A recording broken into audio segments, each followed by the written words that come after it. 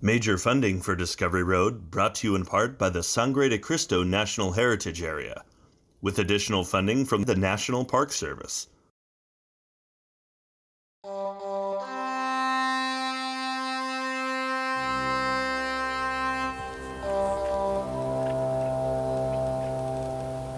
Hello again, everyone. Welcome to another edition of Discovery Road. I'm James Nelson. You know, the Amish have been in America since the 18th century, yet they remain widely misunderstood, complicated, and somewhat mysterious, which makes this a riveting chapter of American history. The Amish in America.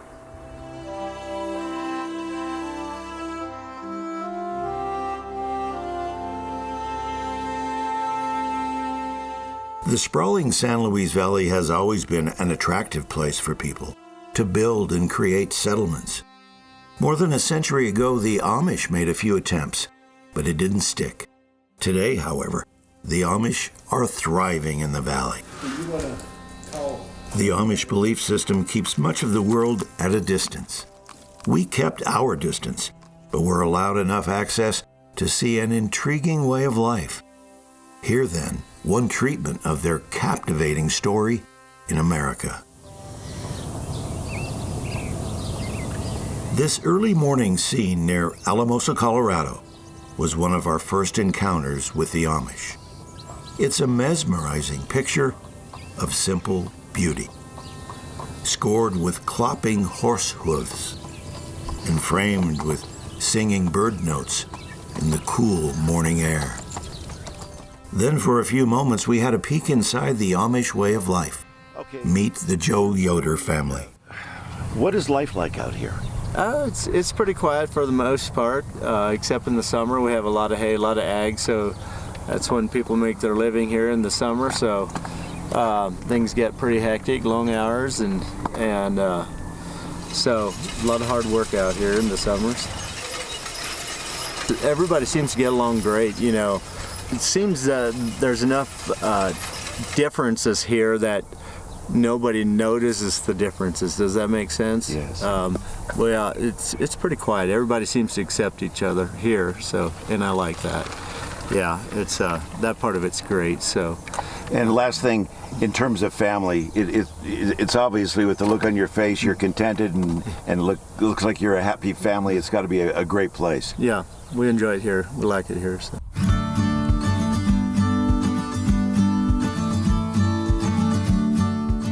The simple and beautiful sight of a horse and buggy.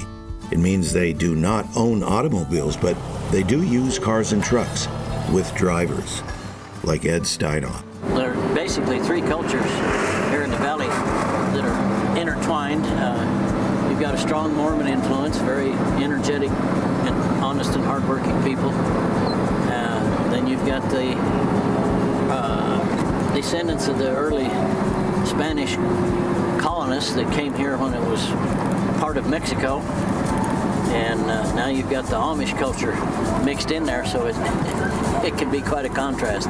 And then in the summertime, there's all the tourists show up and maybe scratch their head a little bit about what's going on around here. Ed Steinoff and his writing companion Joy are mainstays around the Amish community. If you visit the Greenie Lumber Company, you'll usually find Ed in a booming Amish business serving the vast San Luis Valley. Don't got no 16. You want 218? The lumber part was started about 6 years ago in January, and it's grown exponentially. Quality, service, and price proves any business. And this place is no exception. It's went from number 7 to number 1 in the valley for the amount of lumber sales produced per year. The Amish economic engine is building a new neighborhood for themselves. And indeed, they have become an important provider of the materials for the entire valley. We get it from the hills. Somebody brings them down with a half-ton pickup, loads it on the back. Sometimes it's 2 cords, sometimes it's 1 cord, and that's the way they bring them down from the hills. They put them on these stacks like this, and then if they get paid by the cord, so if they bring a cord This is where they'll put them. They'll sort them, like little ones and big ones. Why don't y'all?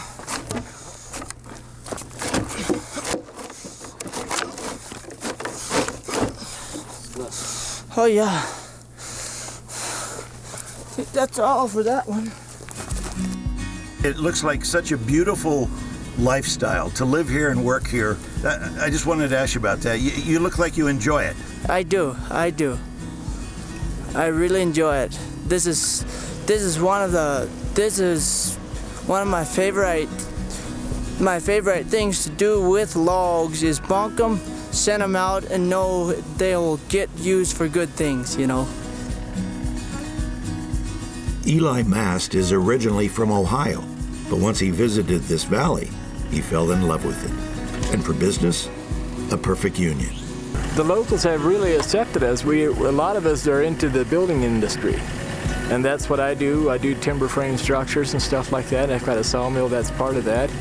And there's a need for building, like pole buildings, and when some of us have been doing windows and metal, like pole barns and that kind of stuff, hay sheds, horse barns, houses, that's what we're into, and there's a lot of,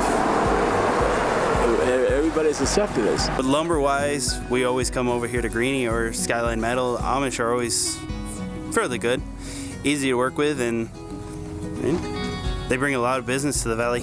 Listening to them, they'll mix English words with German words in a conversation and probably don't even realize they're doing it. Steinhoff is not only a driver for the Amish, he's a neighbor who considers them among his closest friends. It's a tight-knit group of people, very generous, very kind-hearted, and very honest. I've enjoyed working with them and for them because you don't have to put up with a lot of nonsense. You get paid on time and you get paid well, and they'll go the extra mile for you. We're going to stop at the local Amish saddle and harness shop, which, like all of these Amish businesses, it's a success story in its own right. They've all started from scratch with hardly nothing, one person and some hard work, and they've all grown into very successful and far-ranging businesses. The metal shop, the truss shop, the lumber yard, all deliver within a 200-mile radius of the valley. Mr. Lloyd. Good morning. Want me to shorten it just a little bit from what it is? Probably we wouldn't have hurt. room for stretch again. Yeah. Something putting a lot of pressure on there? Well, it's the battle between the no rear end at all and the belly push down. But I was raised in southern Iowa, and then we moved to Michigan, and I was there for 17 years. You like it here? Well, a lot of it. I don't care for the winds that we get. So it keeps you busy, all the work and everything, huh? It's only been in the last 4 years that I've been just strictly here. Wow, this is Up to that point, I was doing some construction. See you later then. Okay. Thank you. The Amish don't just stick with one thing. Here is their Skyline Metal Company, filling another of the vital needs for building and construction in the San Luis Valley. Fine cabinetry, yet another cottage industry offered by the Amish. And then there's the chicken coop, plenty of hens providing healthy food for the community and beyond. Target practice in the front yard for the upcoming hunting season for this group of Amish. But there's another reason these men from Indiana are out here. Another lesson, really. It's about helping someone out, no matter the distance. We came from Milroy, Indiana, and we got here Thursday evening. Oh, you're brand new here. Yeah. What brought you to the San Luis Valley?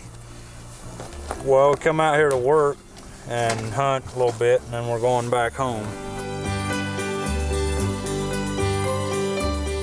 Thomas McDonald is their driver, helping them travel cross-country so they can help another Amish family build a home.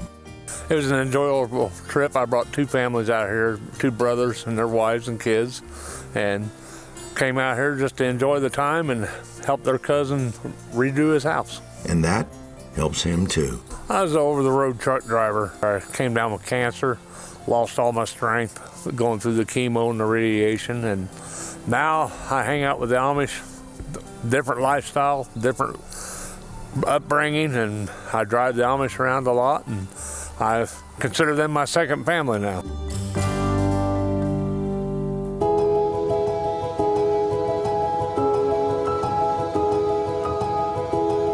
Our chance meeting was out on the highway, an Amish man pedaling away, but delighted to pull over and chat with our camera crew.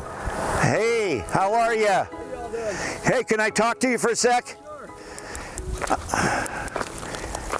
It's such a beautiful day for a bike ride. Yeah, that's what it's all about. Yeah. Out on a joyride. I'm James Nelson from Utah. So I see that. Yeah. From here, yeah. Yeah, what was your name? David Yoder. David Yoder. Yeah. Well, we're doing a show about the Amish in this great valley, and we're learning, you know, an awful lot about it. How is it to live in this valley with different cultures, whether it's Hispanics, Dutch, Mormons? What is it like for the Amish to live here? No, they're all friendly. We're all friends here. Yeah, no, we have really good neighbors in the area, and my neighbors are Mormons, but really, we're good friends. I'm actually out today meditating about a sermon that I'm going to do tomorrow in church. So yeah, I've got my Bible here, and I've got my water jug, and well, I don't want to interrupt that, but I can tell you that you stopped and kind of gave a little bit of the sermon by just giving us a few words, which we respectfully appreciate. A few minutes on the side of a road with a man who turned out to be an Amish minister. The church, you know where Varieties, Bontrager's Variety Store? Yes. That's where church is going to be, so if you want to, take pictures of the buggies and all that stuff. We'll do that. They'll all be gathered. And I hope I can see you in the morning. I mean that. Well, what time does church start? 9 o'clock. Yeah. You got a deal.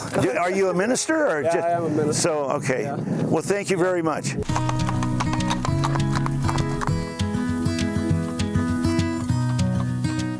An Amish Sunday is a beautiful thing, even long before church starts. We perched ourselves near where their Sunday service was going to be held and just watched. The iconic buggy, a prancing horse, and an Amish family snuggled inside, gliding by, tossing us a few waves, and of course, the whinny of a proud horse at work.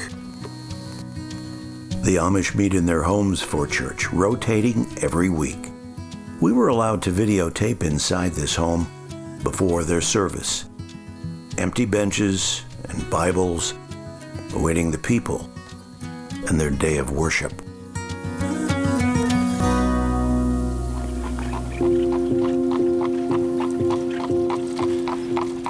Given their desire to avoid much of the modern world, it isn't easy stepping into their living rooms. But we did find lots of Amish in their daily routine, allowing some insight to their way of life. Sort of like hailing a taxi, we waved down the Amish lady and her buggy. She was gracious and willing to offer some information and directions. The girls, when they're single, they normally wear black caps, and when they're married, they wear white ones. In our community here, it's the married men. Once you're married, the married men have beards. And until then, you're clean shaven. Yeah. Mm-hmm. And then what about your attire, if I could find out about the dress? You mean as far as for who makes them? Or, yeah. Our wives. My wife makes them. Fantastic. Down the road, this Amish farm, where we were allowed to look inside and see the simple and plain interior of a buggy. It appears to be a comfortable ride, and yes, even some stickers on a wall, adding a bit of color to the ride. Not only are horses the power behind the Amish buggy brigades, but they are also used for many other things, like getting hunting parties into the mountains. I just like being in the mountains. God's country, I guess. All by myself. Yep. So this is, well, my dad's always hunted. So he takes his kids hunting. That way we can not have to wait on you guys, because we'll make it up a lot faster than you. So why does he not go by himself when I can? Paul, just putting them where he's living. I don't either. How we live, or? Yeah. Well, we don't have any television in the house or nothing, so that's probably part of the reason we like to do this stuff, because we don't have nothing to get out of the way, horse. We don't have nothing to do in the house, you know, so we get out of the house and we have a little fun. Just good, clean fun, I guess. Yep. Here's an Amish family and a driver getting ready for a day or two in the nearby mountains. It's a picnic-like atmosphere. And then some directions on where everyone will be meeting. And don't turn at the Rio Grande Reservoir, and you go clear to the top and pull off the top, and that's where you're going to stay. Top of the pass. Clear at the top. Yeah. Okay. Yeah, that's where you'll stay. Amish farming means no tractors, just big, beautiful workhorses like this group. The scene is a postcard. Well-trained teams performing in the field, just as their handler wants it. Harnessing the power of the horse, it's an earth-friendly and pastoral scene.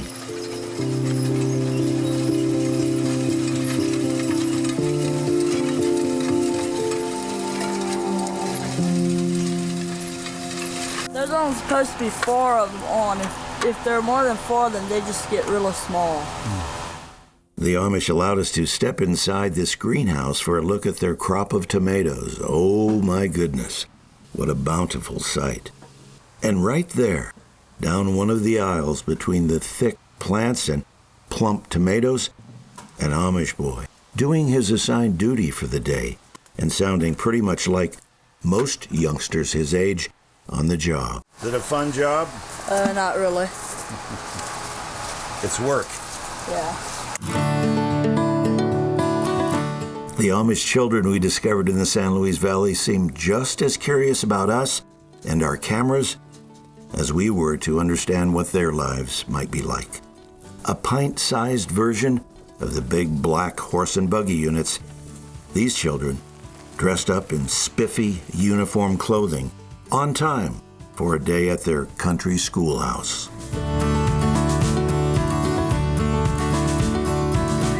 It's a bit out there in the country where it belongs, past fields of alfalfa, munching horses, and tired, rusty tractors.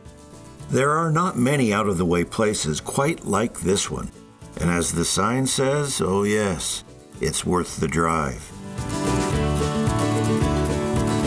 An Amish Bakery, a big-time favorite for customers and many people all over the valley. It's an experience to just see the Amish working in the bakery. A delicious assortment of breads and rolls, scrumptious pies, and the bank of ovens constantly in use and buzzing when the baked goods need some attention. Oh boy, my bread looks like pot-bellied pigs. And that one's ready to get out. Sorry. The Amish customer service, always there, making this bakery a rare treat on many levels. And customers simply love the place. They're just so delicious. They're the best pies I've ever had. And I like supporting the community and the people around. I like the pies here. We have 2 dozen of their hand pies here, and we got a dozen of their glazed donuts. Then we have some cookies. There's one more customer we thought you should meet. Richard Adams. I like their deli. And besides that, I like Alan and his family. It's the best bakery in town, so can't go wrong. They are great people. And I'm a Baptist preacher, and they're just, their doctrine is almost Baptist, so I love them. We've been driving them for 18 years, so. It turns out he's a driver for the Amish and a minister who wholeheartedly embraces their food and their way of life. They just call up and say, could you take us to town? And of course, we'll go get them and take them to town, and it's all, we don't charge them, they just give us a a donation for taking them to town, and usually they're fair. They're very fair.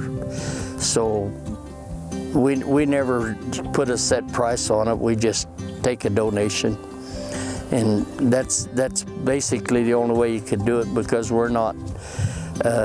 We don't have a license to taxi people, so they just give us a donation to take them to town or whatever we do for them. They really don't give us any rules to abide by. We respect their beliefs, so we personally won't smoke in the car, and we won't listen to music that we think might be offensive to them. And I can't speak for the other people, but my wife and I are very conscientious about not doing anything that would be offensive to them.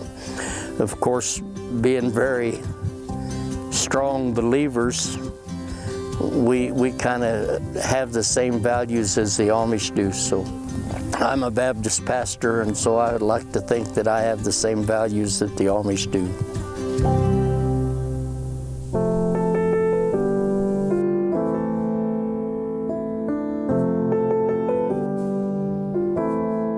Who knows how many Amish settlements didn't work, but it happens for many reasons. Weather, unsettled arrangements, money trouble, dissension among the ranks, just a bad place for an Amish settlement. Thus, sometimes they end up packing up and leaving, looking for the next best place. In Crowley County, more than a century ago, an Amish settlement had hopes and dreams. Sugar beets, cantaloupes, and other crops were on the menu. The area was promoted as a garden spot. But the settlement got into some bad irrigation water. The water carried bacteria that causes typhoid fever. Families began to pack up and move out. September 15th, 1911, Eli Hochstetler's 15-year-old daughter Sarah died of typhoid fever. She was buried in the local cemetery. Eli held on for a few years, but on March 18, 1915, he held a public sale, sold most everything he had, and moved his family to Oklahoma. For the handful of failed settlements, there are a great many success stories in vibrant, thriving Amish neighborhoods. Today, the intriguing blanket of people that make up the San Luis Valley proudly includes the just plain wonderful Amish. A horse and buggy people on their own unique road into the future. One story, a fascinating story about the amazing Amish in America. I'm James Nelson. We'll see you next time out here on Discovery Road.